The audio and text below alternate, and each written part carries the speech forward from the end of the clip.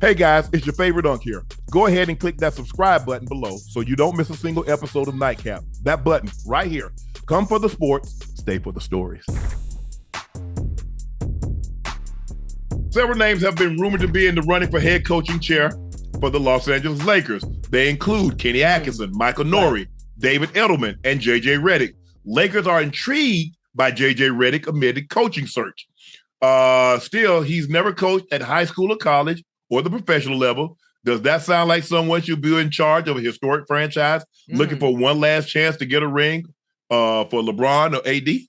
And AD?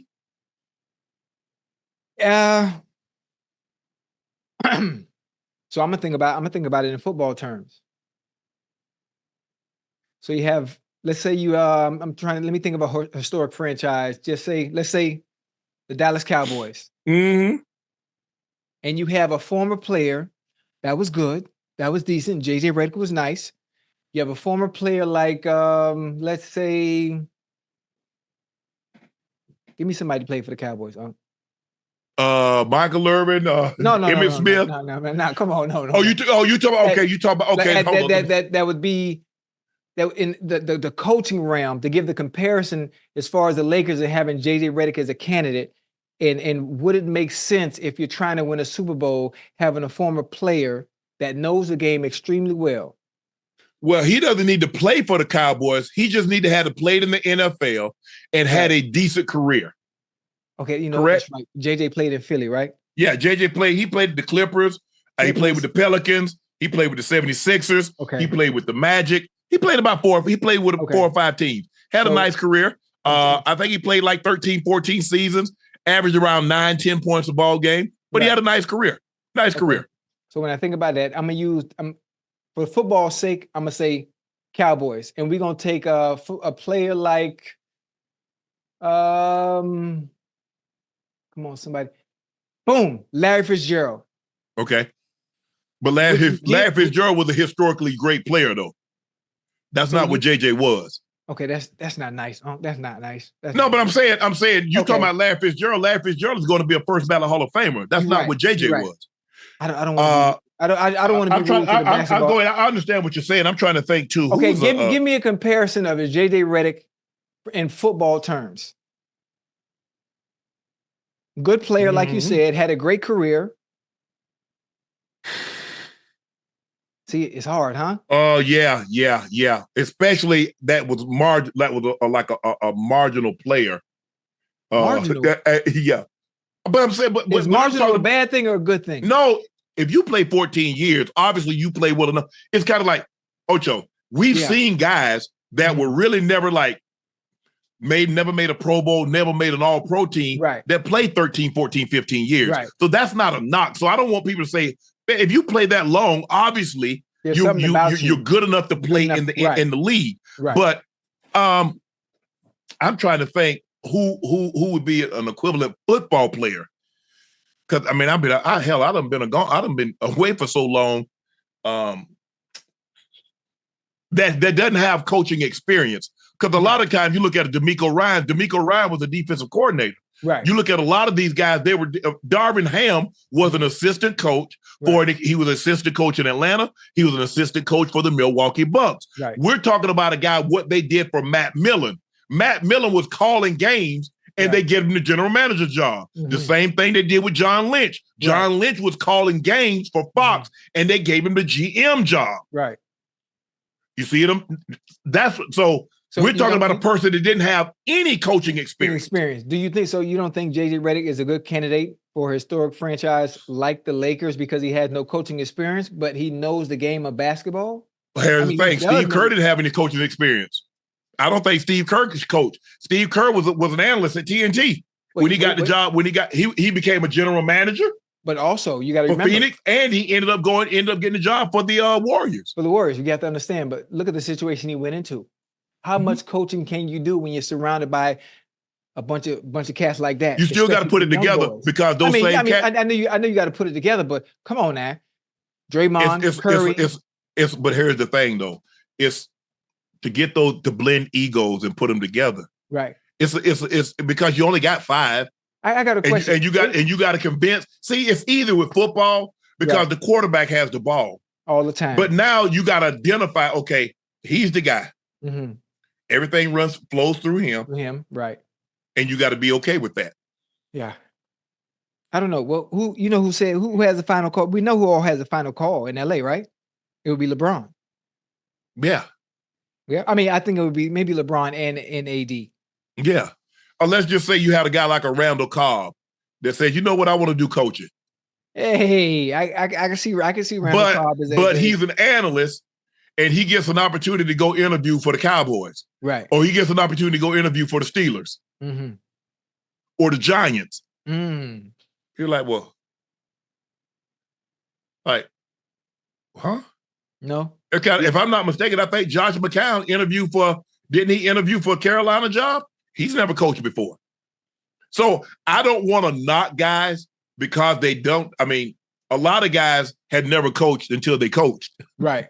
You know what I'm saying? So I don't know what type of. Does JJ Redick know X's and O's? Sure, he does. Yes. You hear him talk the game. He understands the game. Right. He can talk about the game in the terms that basketball players understand. Right. It's kind of like when you and I talk, we can talk in terms that true football fans, they understand the coverages and how the offense is trying to attack the coverages. Mm-hmm.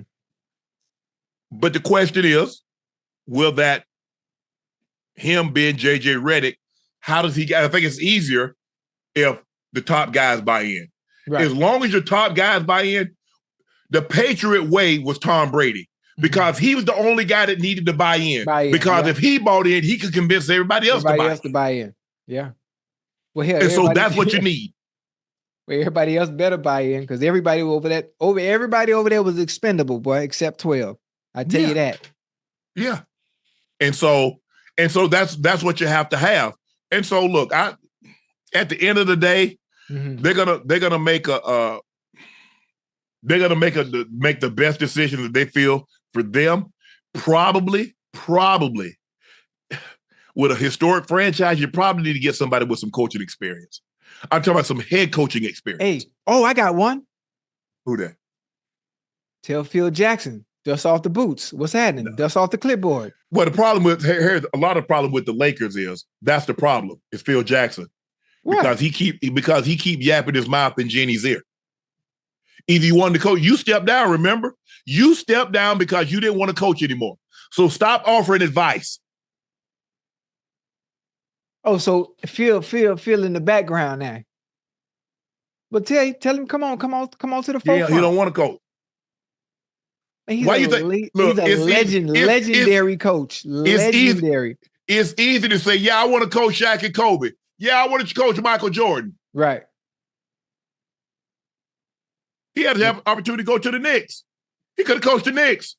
Coach who though? But when you don't have three transcendent players, a top 75 player, a top 50 player, right? Like Scottie's the top 50. He's not transcendent. Right. Kobe, Shaq, Jordan, transcendent. Right. Hell. So now all you got to do is manage egos. That's the biggest thing is managing egos. Right. Because at some point in time, somebody's going to start saying, hey, it's my team. No, it's my team. The same thing that ended up ripping the Patriots apart. No matter what anybody tells you, that's what ripped them apart. Because one guy eventually is going to want more credit than the other. Right. The thing that kept Magic and Kareem together, Kareem said, what you want, Cap? You want to know? You left or right hand? Get down the block, I give it to you. Hey, we pushing it. Hey, Cap ain't got his touches. Magic back that thing out. Cap amble down to the block. Yeah. Throw that hand up. Hop, hop. Sky hook. Throw that sky hook on him. Yeah. And so that's what you have. You have to have somebody willing to be okay with not getting as much credit. Right.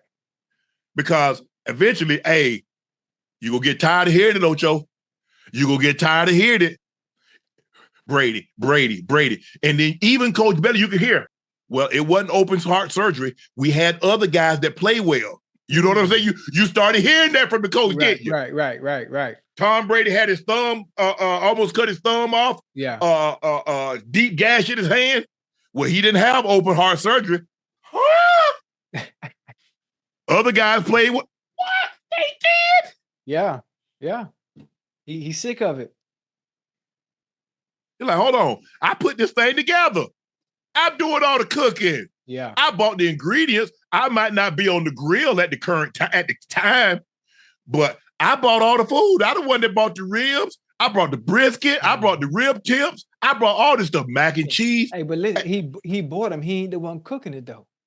Hey, he ain't the one on the grill. I bought the ingredients. I could have bought some bull jive. I could have bought some hog head cheese, some Vienna sausages. Yeah. I could have bought some potted meat. How that would have looked on your table? I don't know. When you think about it, when you think about it, they had a 20-year run where all type of food came through there. And every year, for some reason, regardless of what kind of food came through there, they did one thing. They can make it look good.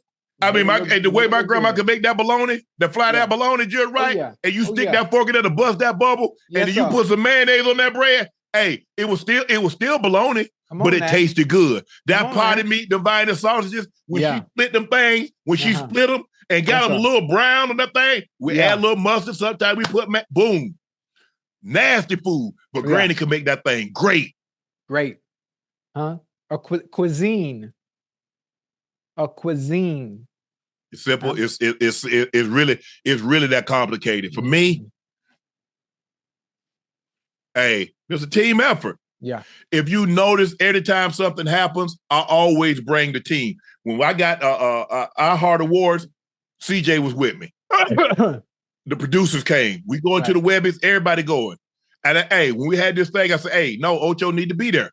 I said, I get it. It's under my umbrella, but it's Nightcap. It's Unc Ocho. Yeah. When we had this thing where we going to France, I said, no, I'm not coming. If he can't come, I'm not going. Whoa. We going to France? So.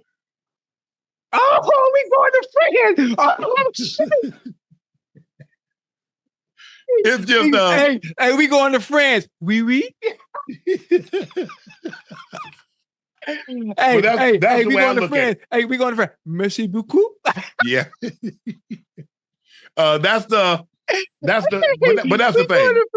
Hey, let's go. People you gotta be okay. Even if you don't get any of the credit. Yeah. But you definitely got to be okay with getting 50% of the credit. Okay. Yeah. And that's so I don't know. Look, there are other guys. My thing is, I suggested that they should have hired Ty Lue. Mm-hmm. But see, here's the thing. The same thing, the Lakers have the same problem that the Cowboys have. You should be honored to coach the Lakers or coach the Cowboys, so you're going to take less than market value. Mm. Look at the Cowboys. They ain't paying them guys what them top coaches getting. Top coaches getting 10, 12, 13, 15 million. Yeah. They get 5, 6 million because it's the Cowboys and, hey, it's one of 32. Yeah. So they should have hired Ty Lue and they would have never been in this situation because Ty Lue is one of the great coaches and he played. See, LeBron really liked guys to coach him that actually played the game. Because a lot of times they can see things through the prism of what he's looking at it. Right. And so that helps a lot with him. But obviously he's going to have some influence. AD is going to have some influence who the head coach is. So I can't definitively say Ocho one way or another. Should they hire JJ Redick?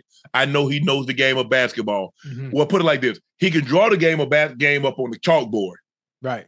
It's another thing. It's kind of like those that can do, those that can't teach. Yeah. So it'll be interesting to see who eventually ends up getting the Lakers job. Yeah. We know what the Lakers represent. And you got to get somebody in place that gives LeBron over the next 1 or 2 years a realistic chance. Probably going to have to give up that first round pick to bring somebody in. If you can't lure someone in free agency, hopefully you can lure someone in free agency. But if not, you want to trade for someone, you're going to probably have to give up that first round pick and probably throw a couple players. There's some players that you probably want to give up, like an Austin Reeves or somebody like that. Mm-hmm. That's probably what's going to happen.